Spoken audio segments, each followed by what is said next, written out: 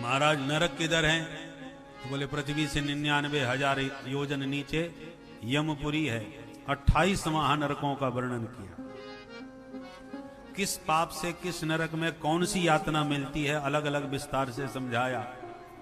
यस्तु पर वित्तापत्य कलत्राण्यपहरति सही काल पाशबद्धो यमपुर सही अति भयानक काल तामिस्त्रे नरके बलान्यपात्यते। जो दूसरों की स्त्री पुत्र धन संपदा का अपहरण कर लेते हैं उनको तामिस्त्र नरक में तपती हुई भूमि पर पटक दिया जाता है। सुन सुन के परीक्षित तो घबरा गए। महाराज इन नरकों से बचने का कोई उपाय हो तो बताओ। बिल्कुल है। क्या है? बोले सबसे बढ़िया है एक ही उपाय। देखो नरकों को तुम धोबी घाट समझो। कपड़े गंदे होते हैं तो दो ही तरीका है, या तो अपने हाथ से साफ कर लो या धोबी घाट पर भेज दो। ये शरीर भी तो वस्त्र है। चदरिया झीनी रे झीनी हे राम राम रस भीनी चदरिया झीनी रे झीनी झीनी झीनी राम नाम रस भीनी चदरिया झीनी रे झीनी। कौन सी फैक्ट्री में बनी, क्या मटेरियल लगा? कबीरदास जी ने बड़े जोरदार ढंग से वर्णन किया। अष्ट कमल का चरखा बनाया 5 तत्व की बुनी चदरिया। अष्ट कमल का चरखा बनाया 5 तत्व की। समय कितना लगा? 9-10 मास बुनन में लागे। 9-10 मास बुनन में लागे। मूरख मैली कीनी चदरिया झीनी रे झीनी। राम नाम रस भीनी चदरिया झीनी रे झीनी। तो ये चादर है, भगवान की बनाई हुई है, पहनने के लिए मिली है। दाग धब्बे न लग जाएं, साफ करके रखो। और महाराज कितनी भी सफाई से कपड़ा पहनो दाग तो लगे ही जाते हैं, तो धुलाई कैसे करें? बोले पाप का दाग लग जाए तो प्रायश्चित्त का साबुन लगा के साफ कर लो। और फुर्सत न मिले तो फिर धोबी घाट पे तो सफाई हो ही जाएगी। यमराज डंडा लिए बैठे हैं सफाई करने को। जो बहुत दाग लगा लेते हैं और सफाई नहीं करते समय पर, तो फिर यमराज उनकी मार मार के अच्छी तरह से धुलाई करते हैं और पूरा कपड़ा साफ कर देते हैं। परीक्षित ने कहा महाराज हमें तो एक बढ़िया सा साबुन बता दो कि घर में ही सफाई कर लें।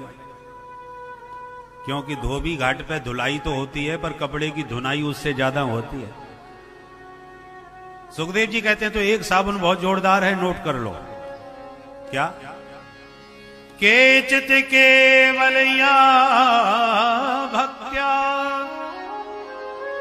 वासुदेव परायणा अघम धुनवंतिका स्नेन निहार मेव भास्कर। जैसे अंधकार को दूर करने के लिए कोई दीपक जलाता है, कोई टार्च जलाता है, पर संपूर्ण अंधकार तभी जाता है जब भुवन भास्कर का उदय हो जाता है। बिना सूर्य के उदय होए अंधकार जाने वाला नहीं। उसी प्रकार कितने भी साधन करो और बिना भगवान नाम के कल्याण होने वाला नहीं है। केवल भगवान का नाम एक बार प्यार से लो, जन्म जन्मांतर के, युग युगांतर के, कल्प कल्पांतर के जितने पाप हैं सब भस्मसात हो जाते हैं। परीक्षित ने कहा आज तक किसी के पाप धुले हैं? तो क्यों नहीं, तो दीजिए कोई प्रमाण। बोले लो हम तुम्हें एक सत्य घटना सुनाते हैं। कान कुबजे दुजः कश्चित् दासी पति रजा मिलः नामना नष्ट सदाचारो दास्याः संसर्ग दूषितः। एक ब्राह्मण देवता थे, नाम था पंडित अजामिल। पढ़ा लिखा विद्वान भी था। दुर्भाग्य से जंगल में समिधा लेने गया और किसी वैश्या के साथ किसी पुरुष को देखा। उस वैश्या के रूप पर इतना दीवाना हो गया कि पत्नी पुत्र परिजन परिवार सबका परित्याग करके उसी के घर चला गया, उसी के संग रहने लगा, उसी के द्वारा समय पा करके 10 बच्चे पैदा किए। सबसे छोटा जो बच्चा था, एक संत के कहने से उसका नाम नारायण रख दिया और उस बच्चे में अत्यंत प्रीति इसकी हो गई। जब इसके मरने का वक्त आया तो यमदूतों को देखकर ये घबराया और अपने बेटे को बुलाया, बेटा नारायण बचाओ। ये आवाज पार्षदों के कान में गई भगवान को। ओ भगवान का भक्त कोई संकट में आ गया भाई। तो 4 पार्षद प्रकट हो गए, धक्का मार के यमदूतों को दूर फेंक दिया। यम के दूत एकदम खड़े होके बोले भाई तुम 4 चमकीले चमकीले कहां से चले आए, हमको क्यों धक्का मारा? विष्णु दूतों ने कहा तो तुम काले कलूटे कौन, कहां से चले आए, अपना परिचय दो। बोले हम यमदूत हैं, पापियों को पकड़ते हैं, हमको कौन नहीं जानता। तो विष्णु दूत बोले हम नारायण के दूत हैं, जो नारायण को पुकारते हैं उन्हें लेने हम आते हैं। तुमने सुना नहीं कितनी जोर से चिल्ला रहा था नारायण बचाओ, फिर भी तुमने इस पर हाथ उठाया। यमदूत बोले आप धोखा खा गए महाराज, ये तुम्हारे स्वामी को जानता भी नहीं होगा, ये तो अपने बेटे नारायण को बुला रहा है। विष्णु दूतों ने कहा हमें इससे कोई प्रयोजन नहीं, इसके बेटे का नारायण नाम 4 साल पहले रखा गया है, किंतु हमारे प्रभु का नारायण नाम अनादिकाल से है। इसलिए असली रूप में, मूल रूप में तो ये नाम हमारे नारायण का ही हुआ। और इसने किसी भी भाव से क्यों न लिया हो, अज्ञानात अथवा ज्ञानात उत्तम श्लोक नाम यत। देखो सीधी सी बात है, वस्तु शक्ति ज्ञान की अपेक्षा नहीं रखती। बिजली के तार में करंट होता है, तुम्हें ज्ञान है चाहे ना हो, पर जिसने भी छू लिया करंट लग के ही रहेगा।